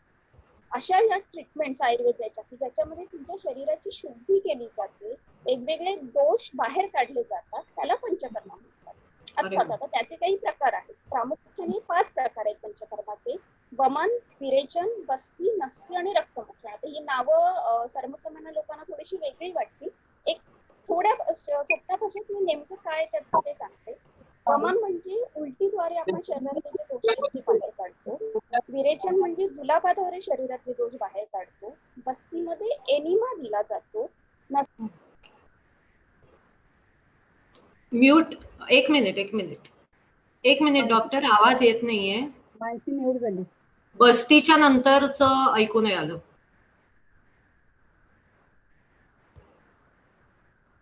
आता येतोय? ओके, हो झालंय. हो मी परत सांगते. नंतर चालेल. बस्ती म्हणजे एनिमा दिला जातो आणि नस्य म्हणजे नाकामध्ये औषधं टाकली जातात, जे प्रामुख्याने आपल्या चेहरा किंवा मान आणि डोकं इकडच्या अवयवांसाठी असतो. आणि सगळ्यात शेवटचा प्रकार म्हणजे रक्तमोक्षण, ज्याच्यामध्ये खराब रक्त आहे ते आपण शरीरातून बाहेर काढतो. अर्थात आता हे जेवढं मी सांगते तेवढं सोपं नाही, ह्याच्यामध्ये खूप टेक्निकॅलिटी आहे. आपण जेव्हा एखाद्या पेशंटला पंचकर्म ऍडवाइज करतो तेव्हा त्याला पूर्ण परीक्षण करून आपण ते द्यायला लागतं. पेशंटच्या व्याधीची काय अवस्था आहे, त्याचं वय काय आहे, किंवा ऋतू कुठला चालू आहे, त्याला बाकी कुठले आजार आहेत, ह्या सगळ्याचा अभ्यास करून पंचकर्म सजेस्ट केलं जातं. प्रत्येक पेशंटला सगळी पंचकर्म सजेस्ट करावी असंही नाहीये, किंवा आपण उत्सुक उठलो आणि काहीतरी केलं म्हणजे पंचकर्म असंही नाहीये. व्यवहारात आम्हाला असे बरेच पेशंट भेटतात की जे सांगतात, सकाळी मी मिठाचं पाणी पिऊन उलटी केली, वमन घेतलं मी. त्याला तुम्ही उलटी म्हणू शकता, पण ते वमन होत नाही. किंवा बरेच पेशंट सांगतात, आम्ही जुलाबाचं औषध घेतलं, एरंड तेल पाहिलं, विरेचन झालं. ते तुम्ही जुलाब म्हणून येऊ शकता, पण ते विरेचन होत नाही. पंचकर्म ही खूप मोठी शास्त्र सुद्धा अशी प्रोसेस आहे. त्याच्यामध्ये तुम्हाला जवळपासच्या डॉक्टरकडे जाऊनच घ्यायला लागतं. आम्ही घरच्या घरी युट्यूबवर बघितलं आणि काहीतरी केलं असं होत नाही. दुसरी गोष्ट, पंचकर्म ही शरीर शुद्धीची प्रोसेस आहे. तुम्ही एकदा तुमच्या शरीराची शुद्धी करून घेतली, त्याच्यानंतर तुम्ही जी काही औषधं घ्याल ती व्यवस्थितपणे लागू पडतात. जास्त चांगल्या पद्धतीने पेशंटला त्याचे रिझल्ट मिळतात. आता नॉर्मल माणसं विचारतात की रोज तर आमचं पोट साफ होतं, रोज तर आम्हाला छान वाटतं, मग कशाला पंचकर्म घ्यायचं. ह्याला मी साध्या भाषेत असं सांगेन की आपण रोज घराची साफसफाई करतो, लादी पुसतो, कचरा काढतो, पण तरी सुद्धा दिवाळीच्या वेळेला आपण एक डीप क्लिनिंग करतो पूर्ण घराचं. ह्याला तुम्ही आपल्या सर्वसामान्य भाषेत पंचकर्म म्हणू शकता. रोज आपलं पोट साफ होतं, रोज आपण फ्रेश होतो, पण जेव्हा तुम्ही पंचकर्म घेता ते शरीराचं डीप क्लिनिंग केल्यासारखं असतं. पंचकर्म आजारी पडल्यावरच घ्यावं असं काही नाही. तुम्ही स्वस्थ असताना सुद्धा तुमचं स्वास्थ्य कायम राहावं किंवा एक आजार होऊ नये, अनवॉन्टेड आजारांपासून तुम्ही दूर राहावं म्हणून तुम्ही पंचकर्म घेऊ शकता. ह्याला ऋतूनुसार पंचकर्म बोलतात. काही विशिष्ट ऋतूंमध्ये विशिष्ट प्रकारची पंचकर्म सांगितलेली आहे. ती जर तुम्ही त्या त्या ऋतूमध्ये घेतली, थोडक्यात शरीराचं सर्व्हिसिंग त्या त्या ऋतूमध्ये तुम्ही करून घेतलं तर फायदा होतो. तर उदाहरणच द्यायचं सांगितलं म्हटलं तर आता पावसाळा सुरू झालाय. पावसाळ्यामध्ये बस्ती घ्या सर्वांनी, स्वस्थ असो किंवा आजारी असो, बस्ती घ्या असं सांगितलेलं आहे. जर तुम्ही पावसाळ्यात बस्ती घेतलात तर पूर्ण वर्षभर तुमचं स्वास्थ्य कायम राहायला मदत होते. तर जे मी 5 प्रकार तुम्हाला सांगितले प्रामुख्याने, वमन, विरेचन, बस्ती, नस्य आणि रक्तमोक्षण, हे प्रत्येकाला त्या त्या अवस्थेनुसार आपण सजेस्ट करतो. ह्या व्यतिरिक्त बरेच सारे उपप्रकार आहेत, जसं की अभ्यंग, तेल लावणं अंगाला, जे आपण दिवाळीच्या वेळेला करतो, किंवा बाळंतणीला अभ्यंग केलं जातं. हा एक म्हणजे घरेलू प्रकार झाला जो सर्वांना माहिती. किंवा स्टीम घेणं, आपण जे पिक्चर्स मध्ये बघतो, शिरोधारा घेतली जाते, हे सगळे बाकी पंचकर्माचे उपप्रकार आहेत.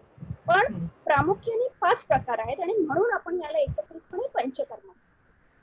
ओके, मस्त. म्हणजे पंचकर्म म्हणजे डिटॉक्सिफिकेशन शॉर्ट मध्ये असं म्हणता येईल का? तुम्ही असं म्हणू शकता. खरं तर डिटॉक्सिफिकेशन हा योग्य शब्द नाही, म्हणजे पंचकर्माची व्याप्ती त्याच्यापेक्षा खूप जास्त आहे, पण आपण लूजली तसं म्हणू शकतो. खरंय.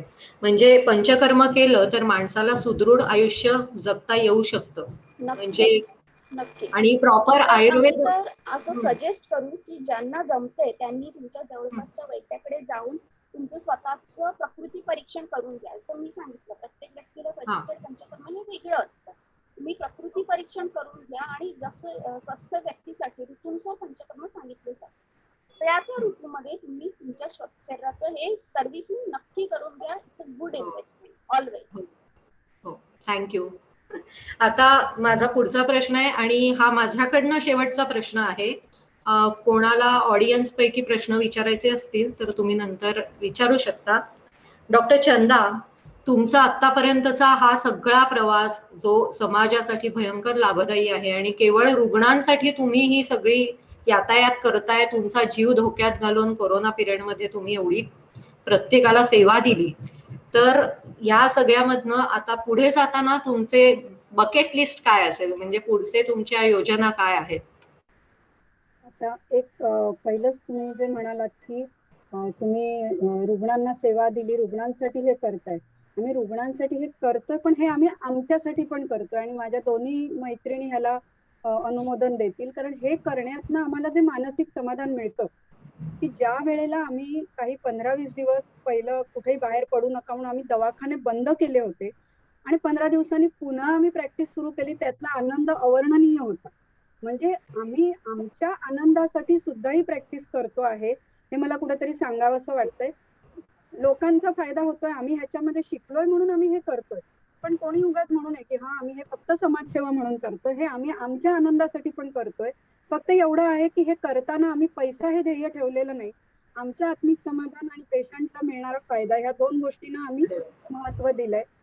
आणि तिघी जणी आम्ही एकमेकींच्या साथीने प्रॅक्टिस करतोय. कारण कसं असतं, बायकांना आपल्याला थोडं 2 पावलं मागे राहून काही गोष्टी कराव्या लागतात, घरच्या काही आघाड्या असतात.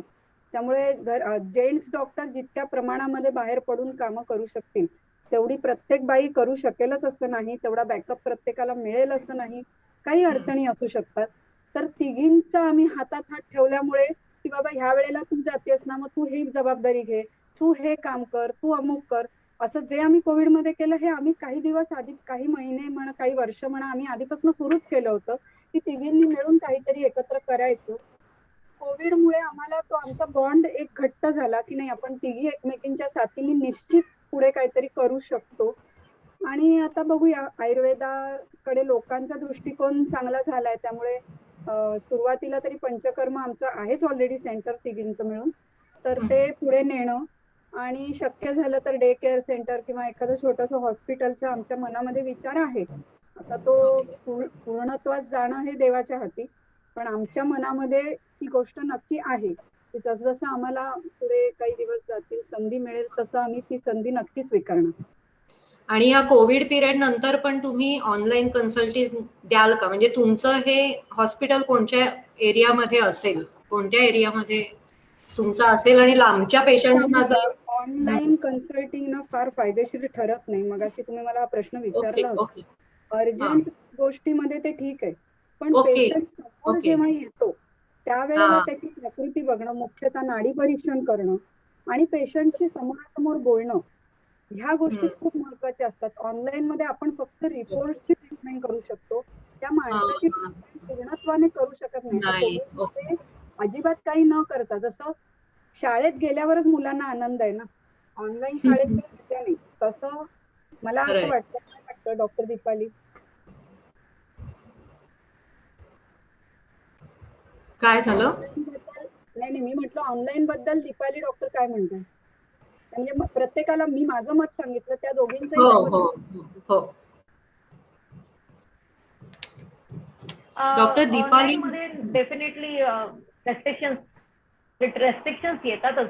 कारण नाडी बघणं, पेशंटला समोरासमोर बघणं, याच्यामध्ये फरक पडतो. नाडी बघून एक त्याची त्यावेळेला कुठले दोष प्रोमिनंट आहेत, मग त्या पद्धतीने औषध देणं. ऍसिडिटी नुसतं म्हटलं तर ऍसिडिटीला हे औषध ॲलोपॅथीमध्ये असतं, आयुर्वेदामध्ये आमच्याकडे तसं नाहीये. कुठला दोष, पित्त कसं किती ऊर्ध्व गतीने वाढलंय, अधोगतीने वाढलंय, तिर्य गतीने वाढलंय, कसं वाढलंय, त्या पद्धतीने आमची औषधं करत असतात. तर मग ऑनलाईन ठीक आहे, हे कोविड पॅन्डेमिक मध्ये पेशंट घाबरतायत, त्यांची गरज आहे म्हणून कुठंपर्यंत तरी, पण दॅट इज नॉट फुल फ्लेज प्रॅक्टिस. येतातच निश्चितपणे. तर पंचकर्म, औषधी चिकित्सेच्या बरोबर पंचकर्म करणं हेही तेवढंच महत्वाचं आहे कुठल्याही व्याधीच्या मुळापर्यंत जाण्यासाठी, आणि ते निश्चितपणे ऑनलाईन आपल्याला शक्य नाहीये. तर त्याच्यासाठी समोरासमोर पेशंटला बघून त्याची नाडी काय आहे, त्याचे इश्यूज काय आहे, ते बघून आपण ट्रीटमेंट करणं जास्त सोयीचं आहे असं मला वाटतं. ओके. मगाशी जसं डॉक्टर चंदा म्हणाल्या की तुम्हालाही आत्मिक समाधान मिळतं ऍज अ डॉक्टर जेव्हा तुम्ही ट्रीटमेंट देता आणि रुग्णांनाही फायदा होतो, तर मला एक पुलंचं वाक्य आठवलं की हे जग मी सुंदर करून जाईन. म्हणजे हे प्रत्येक डॉक्टराच्या सुद्धा मनातलं वाक्य आहे असं मला आता जाणवलं तुमच्याशी बोलताना. तर अजून कोणाला प्रश्न विचारायचे असतील तर तुम्ही हँड रेज करू शकता आपल्या ऑडियन्स पैकी. रागिणी वहिनी, कोणाचे प्रश्न असतील तर विचारा. हा, गौरव त्यांनी हात वर केलाय. ओके, त्यांनी अनम्यूट करून प्रश्न विचारा. नमस्कार. हॅलो. हा बोला. नमस्कार गौरव, बोल. मला सर्वप्रथम बेलाताईंचं खूप खूप अभिनंदन करावं असं वाटतं की इतका कळीचा मुद्दा आणि इतका महत्वाचा मुद्दा इतका सूक्ष्मरित्या आणि इतक्या सुंदर प्रकारे तुम्ही आमच्या समोर सगळ्यांसमोर आणलात. आणि Thank you. आयुर्वेद उपचार आणि शास्त्र म्हणून इतकं महत्वाचं आहे. आणि या सर्व डॉक्टर्सनी म्हणजे डॉक्टर चंदा, डॉक्टर दीपाली सर्वांनी इतकं उद्धृतपणे ही गोष्ट आमच्या समोर आणली. खूप खूप सुंदर माहिती होती. मला एक किस्सा एकदम आठवला म्हणून मला वाटतं तुम्हाला हा प्रश्न तुमच्यासमोर मांडायला हवा. माझा एक मित्र त्याच्या काही ट्रीटमेंट चालली होती काही विशिष्ट आजारावरती. तर त्यांनी आधीच ठरलेलं की आपण ॲलोपॅथिक ट्रीटमेंट घेऊया. एक विशिष्ट काळ गेल्यानंतर त्याला असं जाणवू लागलं की आपण जी काही ॲलोपॅथिक ट्रीटमेंट घेतोय ती काम करत नाहीये. So he was also suffering from some kind of frustration की आपण इतका पैसा घालतो आणि ट्रीटमेंट त्याचा एक इफेक्ट मिळत नाहीये. So he decided to switch on to Ayurveda. आणि doctor I think so Poddar Ayurvedic hospital म्हणून जे आहे वर्लीला तिकडे तो गेला. तिकडची मग ट्रीटमेंट सुरू केली की काढा आणि चूर्ण वगैरे सुरुवात केली. पण त्याला मग हेही जाणवलं की काढा आणि चूर्ण हे का लांब एक जो कोर्स असतो it goes over some weeks or months. तर ते करून सुद्धा त्याला तितकासा परिणाम जाणवत नव्हता. So after that he was in a dilemma की आपण ॲलोपॅथीला परत जावं की आयुर्वेद आपण आता घेतो आहोत ते कंटिन्यू करावं. सो ऑटोमॅटिकली म्हणजे ॲलोपॅथीकडून he switch on to Ayurveda and then he was again thinking to get back to allopathy. So kind of ह्या अशा एका मानसिकतेमुळे विरुद्ध परिणाम होऊ शकतात का? आता हे बघा की डॉक्टर हे काही देव नसतात पहिली गोष्ट. आणि एखाद्या माणसाचा आजार कुठल्या प्रकारचा आहे आणि त्याचं शरीर त्याला कसं रिस्पॉन्ड देतंय. मी पुन्हा तुम्हाला कोविडचं उदाहरण देईन. दीपाली मॅडमनी सांगितलं की अनप्रेडिक्टेबल आहे. तसं एकाच प्रेझेंटेशनचे 2 पेशंट आले, त्यांना औषध आम्ही देतोय पण शरीर कसं रिस्पॉन्ड करतं हे डॉक्टरच्याही हातात नसतं. बऱ्याच वेळेला पेशंट त्यांच्या काही गोष्टी असतात त्या लपवत पण असतात. आणि एकदा ॲलोपॅथिक एकदा आयुर्वेदिक असं मनामध्ये शंका ठेवून ज्या वेळेला पेशंट ट्रीटमेंट घेतो ना त्यावेळेला त्याचे रिझल्ट मिळणं फार थोडंसं अवघड होतं हेही मला सांगावंसं वाटतं. कारण विश्वासाने घेतलेली कोणतीही गोष्ट आपल्याला फायद्याची ठरते. ॲलोपॅथी आणि आयुर्वेद याच्यामध्ये कुठल्याही प्रकारे वाद घालू नये असं माझं स्वतःचं पर्सनल मत आहे. दोन्ही पॅथींना स्वतःचे काही मेरिट्स आहेत आणि दोन्ही पॅथींच्या स्वतःच्या काही मर्यादा आहेत. दोन्ही पॅथींनी हातात हात घालून जर पेशंटसाठी काम केलं तर त्याचा फायदा पेशंट्सला होऊ शकेल जे आम्ही आज गेलं 1.5 वर्ष अनुभवतोय. तर त्या प्रकारे ते जाणं गरजेचं असतं. त्यामुळे मी तुम्हाला एक उदाहरण सांगते. माझ्याकडे एक पेशंट यायची. त्या पेशंटला तोंड यायचं सारखं आणि ती आणि तिचा नवरा माझ्याकडे यायचे आणि तिचं तोंड येतं. आता आमची ठरलेली काही औषधं असतात ती मी तिला देत होते. मी काही विटॅमिन्स पण प्रिस्क्राईब केली त्यावेळी की बाबा विटॅमिन डेफिशियन्सीने असेल. 3-4 सिटिंग नंतर ती एकदाच मग चोरून असं लपत छपत माझ्याकडे आली आणि मग तिने मला तिचे घरातले कॉन्फ्लिक्ट सांगितले. त्या मानसिक प्रॉब्लेमचा तिच्यावर परिणाम होत होता आणि तिला बोलायला कोणी नव्हतं. मग आम्ही त्याच्यावर मी आता हे पर्सनल असल्यामुळे सगळी गोष्ट सांगत नाही परंतु काही तिला आम्ही सोल्युशन्स दिली की हे तू अशा प्रकारे कर मग तुला तुझ्या मनातली सगळी खळबळ निघून जाईल. आणि त्या ट्रीटमेंट नंतर तिला रिझल्ट मिळायला लागले. म्हणजे असं मनात कुठेतरी खोलवर रुजलेली एखादी अवघड जागा असते ज्यामुळे सुद्धा तुम्हाला रिझल्ट मिळत नसतात. असंही होऊ शकतं. त्यामुळे डॉक्टरवर विश्वास ठेवा. तुम्हाला बरं वाटलं नाही त्या पॅथीने तुम्ही त्या डॉक्टरला विश्वासात घ्या की सर किंवा मॅडम मला नाही बरं वाटत मी आता काय करू. मग या तर ते तुम्हाला दुसरी पॅथी सजेस्ट करतील किंवा ते तुम्हाला दुसरा डॉक्टर सजेस्ट करतील. आणि तुम्ही स्वतःहून जर दुसऱ्या पॅथीच्या डॉक्टरकडे गेलात तर तुम्ही विश्वासाने तुमच्या फॅमिली डॉक्टरला सांगा. माझे पेशंट मला सांगतात मॅडम तुमचं औषध घेतलं आम्हाला नाही फरक पडला मग आम्ही ना होमिओपॅथिक घेतलं. चालेल ना. चालेल ना. पेशंट माझा आहे. माझ्या पेशंटला बरं वाटणं हे माझं ध्येय आहे. पेशंटने माझीच ट्रीटमेंट घेत राहिली पाहिजे हे ध्येय ठेवून मी माझी प्रॅक्टिस चालू ठेवली तर तो मूर्खपणा होईल. म्हणजे दोन्ही पॅथी चालू ठेवू शकतात एका वेळेला. ॲलोपॅथी आयुर्वेद दोन्हीचं कॉम्बिनेशन घेऊ शकतात. मला वाटतं मगाशी एक चॅटबॉक्स मध्ये प्रश्न होता. एक बेसिक प्रश्न आहे की मास्क कोणता वापरावा हे शिल्पा मेहेंदळेंनी विचारलेलं. तर आता कोविडच्या परिस्थितीमध्ये काय सांगाल? मास्क कोणता वापरावा हा खूप अवघड प्रश्न आहे. जर आपण कोविड इन्फेक्शनला लांब ठेवण्यासाठी त्या दृष्टीने जर विचार करत असू तर मास्क वापरूनच आपण कोविड पासून लांब राहणार आहोत असं बिलकुल नाहीये. ऑब्व्हियसली N95चा आपण बेस्ट मास्क Face म्हणतो, mask पण करू शकतो. गरजेचं नाही की त्यांनी आपलं प्रोटेक्शन होईल. फुल चुकून प्रोटेक्टेड. जरी तो मास्कच्या वरती तो व्हायरस आहे, मी काढतानाच बरोबर तिथेच हात लागला, तो हात माझा मी डोळा चोळताना तो डोळ्यातनं मला ते इन्फेक्शन होणारच आहे. ठीक आहे, तो मास्क घातलेला आहे पण माझे डोळे उघडे आहेत, माझे इथून प्रोटेक्शन झालं, पण डोळ्यामध्ये तो जाणारच आहे किंवा ओके. हातावरती तो राहणारच आहे. तर हा. इथून तिथून कुठून तरी कुठल्याही आपल्या इंटरनल लाइनिंगला जर तो व्हायरस चिकटला की तिथून तो मध्ये जाऊन आपल्याला इन्फेक्शन होऊ शकतं. तर मास्क हे फुल फ्लेज प्रोटेक्शन नाहीये. मास्क वापरायलाच हवा, सगळ्यांनी वापरायचा आहे, पण हाच बेस आणि हा वापरला म्हणून आपण प्रोटेक्टेड आहोत, आपल्याला कोविड होणार नाही असं अजिबात नाहीये. म्हणजे आपल्याला मेन पूर्णपणे काळजी घ्यायची आहे. म्हणजे नाक, डोळे, हात हे सगळं येस येस हा येस म्हणजे प्रॉपरली सॅनिटाईज करूनच तुम्ही इम्युनिटी एकमेकांच्या चांगली पाहिजे. yes, तो contact मध्ये आले. शरीरात गेलेला व्हायरस तुम्हाला त्रास देऊ नये यासाठी तुमची हो. इम्युनिटी चांगली पाहिजे. त्यामुळे हा. सगळ्यात महत्वाची इम्युनिटी. मास्क महत्वाचा आहे, पण तुमची शरीराची इम्युनिटी ही सगळ्यात महत्वाची. हो हो खरंय. तर ह्या तिन्ही डॉक्टर मंडळींनी आपल्या ह्या मंचावर येऊन आपल्याला खूप Excuse me, चांगला. बेलाताई. अजून एक विपुल त्यांना विचारायचंय ग. हा, गौरव पण काहीतरी म्हणत होते. हो हो बेलाताई बोलाय. हा आता जो मुद्दा जो डॉक्टर दीपालींनी मांडला मास्क विषयी, तर त्याविषयी मला थोडं बोलायचं असा एक प्रसंग पटकन आठवला की कोविड लॉकडाऊन सुरू झाल्यापासून आणि अजूनही काही नियम शिथिल नाही केले गेले, तर बरेचदा आपण बघतो की जॉगिंग करतात किंवा ब्रिस्क वॉकिंग करतात किंवा सायकलिंग करताना पण मास्क लावूनच करतात. आता कुठलाही व्यायाम प्रकार करताना आपण जो म्हणतो की इंट्रानेशनल सिस्टम जे आहे, म्हणजे नाक आलं, कान, घसा, या सगळ्या आपण जर मास्क लावून एकाने जर असा विचार केला की आपण चोक करतोय, आत आपण ऑक्सिजन घेऊन कार्बन डायऑक्साईड सोडतोय, तर मास्क लावण्यामुळे बरेचदा कार्बन डायऑक्साईड ब्लॉक होत आहे, त्यामुळे ऑटोमॅटिकली सफोकेशन जास्त होऊ शकतं. म्हणजे हे हल्ली जी गोष्ट चाललेली की ऑक्सिजन सॅच्युरेशन लेवल सारखं चेक करणं, तर हा एक मुद्दा पुढे येतो की मास्क सतत लावल्याने तितकं ब्रिदिंग चांगलं होत नसावं, त्याचा ऑक्सिजन ऍब्झॉर्प्शनवर, कारण शेवटी ऑक्सिजन तुमच्या सिस्टम मध्ये कसा बाइंड करतो ह्यावर ऑक्सिजन सॅच्युरेशन लेवल ठरते. तर मास्क लावण्याचा की जसं की सिंथेटिक पॉलिमर्सचे एवढे मास्क आहेत, त्याचा पण आपल्या ऑक्सिजन लेवल्स वरती परिणाम होत असावा असं माझं म्हणणं आहे. तुम्हाला काय वाटतंय डॉक्टर?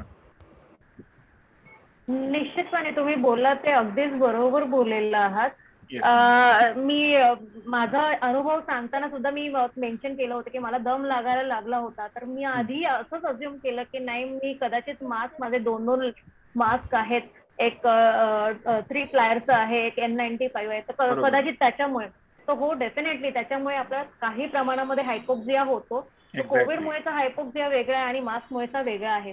दुसरा मुद्दा तुम्ही सांगितला की एक्सरसाइज करताना, जॉगिंग करताना, ब्रेस्ट वॉकिंग करताना मास्क नाही, आपण आपल्या शरीराबरोबर खेळतो आहोत, त्यावेळेला आपल्याला जास्तीत जास्त ऑक्सिजनची गरज असते, कारण रक्तपुरवठा आपल्या मसल्सकडे जास्तीत जास्त झालेला असतो. आणि जर तेव्हा आपण ऑक्सिजन पुरेसा मिळाला नाही तर फटीगमध्ये जाऊन हायपोक्सिया होऊन आपण फेंट होऊन खाली, चक्कर येऊन खाली पडू शकतो. तर नाही, एक्सरसाइजच्या वेळेला आपल्याला मास्क घालायला नाही हवाय. पण मग इथे सोशल आपले रिस्पॉन्सिबिलिटीज पण येतात की जॉगिंगच्या वेळेला, म्हणजे मी आधी स्वस्त आहे का, मला काही कोविडचे सिम्पटम्स आहेत का, की जर मी बाहेर एक्सरसाइजला चाललीये तर जर मला सर्दी खोकला असेल तर मी नाही जायला हवं. बरोबर आहे. जर मी फिट आहे तर हा, मी जॉगिंग ग्राउंड मध्ये जाईल, मी जॉगिंग करून म्हणजे मास्क खाली ठेवून जॉगिंग करून पुन्हा माझं संपलंय, एक्सरसाइज संपलंय, मी पुन्हा मास्क लावलाय आणि मी माझ्या घरी आली. पण ते जर मी सोशल रिस्पॉन्सिबिलिटी ठेवली नाही, माझा हट्टच म्हणून की नाही मला एक्सरसाइज करायचीच आहे, पण मला ताप आहे अंगात किंवा कोविडचे सिम्पटम्स आहेत आणि तरीही मी जर गेली, तर ते मग आपण कुठेतरी सोशल रिस्पॉन्सिबिलिटी मध्ये पाठीमागे पडतो. तर ते आपल्याला दोन्ही मध्ये ताळमेळ ठेवायला हवं. खरंय. कोणी विपुल म्हणून आहेत? विपुल, मला एक प्रश्न होता की मी होमिओपॅथिक फिजिशियन आहे. हॅलो, आवाज येतोय? हा बोला, येतोय. हो, मी तो होमिओपॅथी प्रॅक्टिशनर आहे. मी जनरल प्रॅक्टिस करतो, मोस्टली ॲलोपॅथिक. तर मला एक विचारायचं होतं की बस्ती मी कधी ऍडवाइस करायची? मगाशी तुम्ही म्हणाल की पावसाळ्यामध्ये ऍडवाइस केली जाते, तसं काय आहे का? आणि कोणत्या कंडिशन्स मध्ये मी बस्तीतून ऍडवाइस केली पाहिजे पेशंट? डॉक्टर मानसी, आवाज येत नाहीये. आता येतो. हा, बस्ती पावसाळ्यात ना, बस्ती हा धूचा पंचकर्म सांगितलेला आहे, तो स्वस्थ माणसांसाठी आहे, ज्यांना सध्या कुठलाही नोवन हिस्ट्री नाहीये कुठल्याही आजाराची. अशी साधारण 16 ते 60 या वयोगटातली माणसं बस्ती घेऊ शकतात. पण अर्थात याचा अर्थ असा नाही की कोणीही बस्तीत येण्याआधी आपल्याला त्या पेशंटचं परीक्षण करावं लागतं. पावसाळा ऋतू सांगितलेला आहे, ह्याच्यामध्ये वात वाढतो आणि बस्ती ही वातावरची ट्रीटमेंट आहे, म्हणून एक 8 दिवसांचा किंवा 15 दिवसांचा एक नॉर्मल बस्ती आपण पेशंटना सांगू शकतो त्याचं पूर्ण परीक्षण केल्यानंतर. आणि दुसरा तुमचा प्रश्न आहे की साधारण कुठल्या व्याधींमध्ये बस्ती सांगितलं जातं. तर जे वात व्याधी म्हणतो आपण, आर्थरायटिस म्हणा किंवा बाकी रुमॅटिक आर्थरायटिस, पण रुमॅटिक आर्थरायटिसचा बस्ती वेगळा असतो, ह्याच्यामध्ये नॉर्मली बस्ती सांगतो.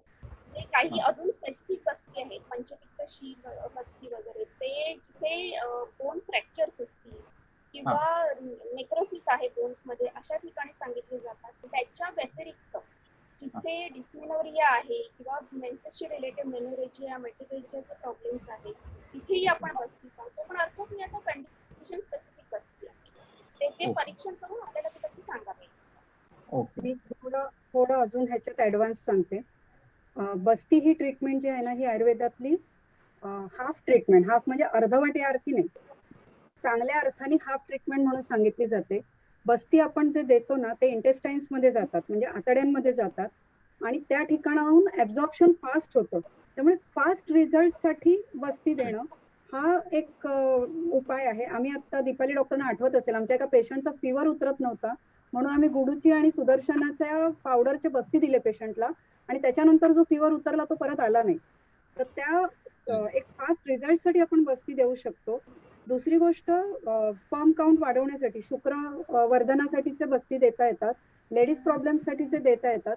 म्हणजे मुख्यतः बस्ती ही ट्रीटमेंट वाताची जरी असली तरी ज्या ठिकाणाहून शरीरामध्ये अन्न घटक किंवा औषधी घटक शोषले जातात त्या अवयवाची, लार्ज इंटेस्टाईनची ट्रीटमेंट म्हणून बस्ती केली जाते. आणि म्हणून बस्ती ही पेशंट स्पेसिफिक काही अनेक गोष्टींसाठी आपण करू शकतो. आणि ही वर्षातून किती वेळा सांगू शकतो आपण त्यांना, एका पेशंटला? हेल्दी म्हणून सांगायचं असेल, हेल्थ मेंटेनन्स साठी सांगायचं असेल तर वर्षातून एकदा करावी, पावसाच्या सुरुवातीला, जसं मानसी डॉक्टर म्हणाले तसं. पण अदरवाईज जर पेशंटला वेट लॉस साठी करायची आहे किंवा रुमॅटिक आर्थरायटिस साठी करायची आहे तर मग त्याचे आपल्याला कोर्सेस द्यावे लागतात. मग ते पेशंट टू पेशंट व्हॅरी होतात. ऍक्च्युअली मला एक सांगावं असं वाटेल, एक अवॅस्क्युलर नेक्रोसिस, फिमर अवॅस्क्युलर नेक्रोसिसचा पेशंट आम्ही ट्रीट केला होता. त्याला कंटिन्युअस 3 महिने वेगवेगळे बस्ती, म्हणजे पंचतिक्त शीर बस्ती किंवा गंध तेलाचं, तिळाचं जे तेल असतं गंध तेल, त्याची बस्ती, असे कंटिन्युअस 3 महिने आम्ही त्याला दिले होते. पण अर्थात ती अवॅस्क्युलर नेक्रोसिसची केस होती, तिथे हे पॉसिबल होतं, म्हणजे गरजेचं होतं. तसं पेशंट स्पेसिफिक आपल्याला बऱ्याचदा ठरवायला लागतं. पण जी ऋतूनुसार बस्ती घेतो आपण पावसाळ्यात, तो साधारण एक 8 दिवसांचा योग बस्ती दिला तर इनफ होतं. Okay, thank you doctors. खरंच सगळ्यांना मोलाचा सल्ला मिळालेला आहे आणि तुमच्या सांघिक प्रयत्नांनी बेसिकली तुम्ही तिघींनी मिळून जे काम केलंय ते खरोखर आपल्याला इम्पॉर्टंट आहे. म्हणजे टीमवर्क जास्त चांगले इफेक्ट्स देतं, जास्त चांगले रिझल्ट्स देतं. तर इथे आल्याबद्दल डॉक्टर चंदा, डॉक्टर मानसी आणि डॉक्टर दीपाली तुमचे खूप धन्यवाद. आणि आपली आजची टेक्निकल बाजू सांभाळणाऱ्या रागिणी बापट यांचेही खूप धन्यवाद, ज्यामुळे आपल्याला स्मूथली सगळा प्रोग्राम बघता आला. तर पुन्हा भेटू. कडून सुद्धा आम्हाला आमचं मत मांडण्यासाठी एक व्यासपीठ मिळालं, त्यासाठी आमच्या तिघींच्या तर्फे मी पण तुमचे सगळ्यांचे आभार मानते. हो, सगळ्या ऑडियन्सचे सुद्धा खूप खूप धन्यवाद. तर पुन्हा भेटू घेऊ उंच भरारीच्या पुढच्या भागामध्ये. तोपर्यंत आनंदी राहा, काळजी घ्या, उंच भरारीची स्वप्न बघत राहा. भेटू लवकरच. बाय. खूप मस्त झाला कार्यक्रम, प्रश्न विचारणारे, उत्तर देणारे सगळे खूपच छान. थँक्यू. आणि आपला अजून एक टेक्निकल ऍडवायझर सुदीप बापट यांना सुद्धा मी धन्यवाद देईन स्पेसिफिकली. तर छान झाला कार्यक्रम, डॉक्टरांकडनं खूप नॉलेज मिळालं, त्यामुळे लिव्ह करायला हरकत नाही आता मीटिंग, राईट? ओके, आता भेटूया तिसरं पुष्प घेऊन. पुष्प तिसरं घेऊन. येस, चला बाय.